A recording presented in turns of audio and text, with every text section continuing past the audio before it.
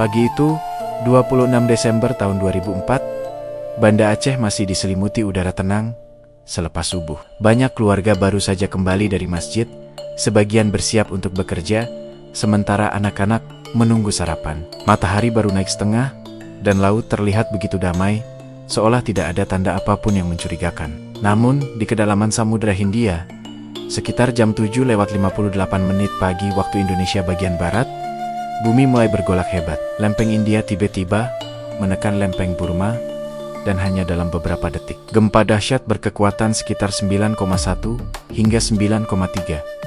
Skala Richter meledak dari dasar lautan. Ini adalah salah satu gempa paling kuat yang pernah tercatat dalam sejarah modern. Guncangan itu terasa seperti bumi sedang tercabik. Dinding bergetar hebat, kaca pecah berhamburan, dan rumah-rumah berderak seperti akan runtuh. Orang-orang panik berhamburan keluar rumah, tak tahu apa yang sebenarnya terjadi. Ada yang menangis sambil memeluk erat keluarga mereka, ada yang bersujud di tanah sambil membaca doa, dan ada yang hanya bisa berdiri terpaku, membeku oleh ketakutan yang luar biasa. Getaran itu berlangsung sangat lama, hampir 10 menit, waktu yang terasa seperti keabadian bagi mereka yang merasakannya. Ketika guncangan akhirnya mereda, semua orang mengira musibah terburuk telah berlalu. Mereka sama sekali tidak tahu bahwa bencana sesungguhnya sedang melaju dengan kecepatan ratusan kilometer per jam dari arah laut, mendekat seperti monster tak terlihat. Di pesisir Yulilhoy dan Miulaboh, orang-orang melihat sesuatu yang sangat tidak biasa.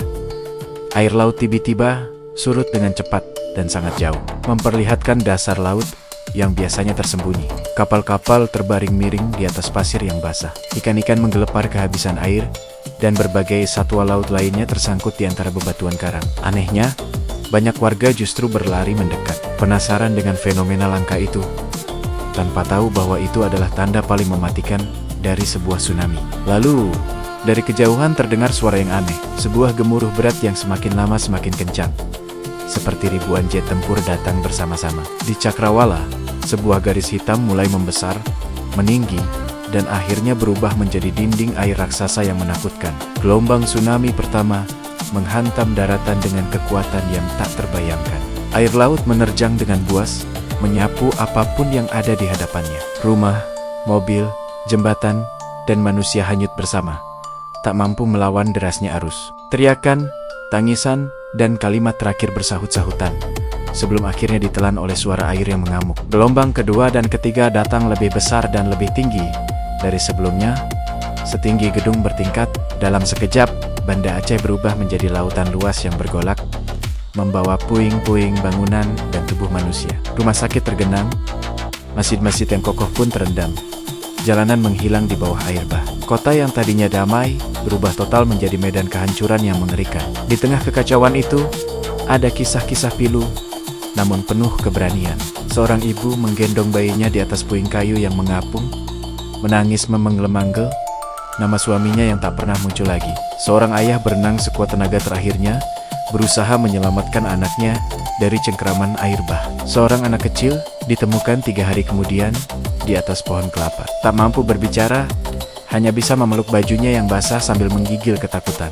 Ketika air akhirnya mulai surut, pemandangan yang tersisa adalah Aceh yang telah porak-poranda. Jalanan dipenuhi lumpur tebal dan tumpukan puing bangunan. Ribuan jenazah terbaring di mana-mana, menunggu untuk dimakamkan dengan layak. Tangis duka menyelimuti seluruh daerah. Banyak yang kehilangan segalanya hanya dalam sekejap mata. Rumah, keluarga, dan masa depan. Berita tentang bencana dahsyat ini menggema ke seluruh dunia. Bantuan internasional pun berdatangan. Negara-negara dari berbagai penjuru bumi datang untuk membantu, membangun tempat pengungsian, memulihkan rumah sakit, serta menyediakan makanan dan obat-obatan. Sebuah tragedi besar yang justru menyatukan rasa kemanusiaan tanpa mengenal batas negara, ras, ataupun agama. Pada akhirnya tercatat lebih dari 230.000 jiwa meninggal dunia di banyak negara, dengan Indonesia terutama Aceh sebagai wilayah yang paling parah terdampak. Dunia berduka, dan langit Aceh seolah tampak kelabu selama berhari-hari. Namun, dari puing-puing dan air mata itu, semangat untuk bangkit perlahan tumbuh. Dengan bantuan dari seluruh dunia dan kekuatan dari dalam diri, Aceh kemudian bangkit kembali. Bangunan-bangunan baru berdiri kokoh, kehidupan perlahan pulih, dan masyarakat saling menguatkan satu sama lain untuk memulai lembaran baru. Tugu-tugu peringatan dibangun di berbagai sudut kota, bukan untuk membuka luka lama, tetapi agar dunia tidak pernah melupakan hari ketika laut berubah menjadi raksasa pemangsa. Setiap tanggal 26 Desember ember, masyarakat Aceh berkumpul untuk mendoakan mereka yang telah pergi, menundukkan kepala dalam hening. Air mata mungkin masih mengalir, tapi kini ada cahaya harapan di dalamnya. Mereka percaya bahwa kekuatan terbesar manusia adalah kemampuannya untuk bangkit setelah jatuh. Tsunami Aceh 2004 bukan sekadar bencana alam. Ia adalah sebuah cerita abadi tentang kehilangan yang mendalam, tentang keberanian yang luar biasa, tentang luka yang menjadi pelajaran berharga, dan tentang kemanusiaan yang tidak akan pernah padam. Terima kasih sudah menyimak kisah ini. Mari kita selalu mendoakan para korban dan mengingat pelajaran berharga dari peristiwa ini. Jangan lupa untuk subscribe channel ini untuk konten-konten lainnya. Sampai jumpa.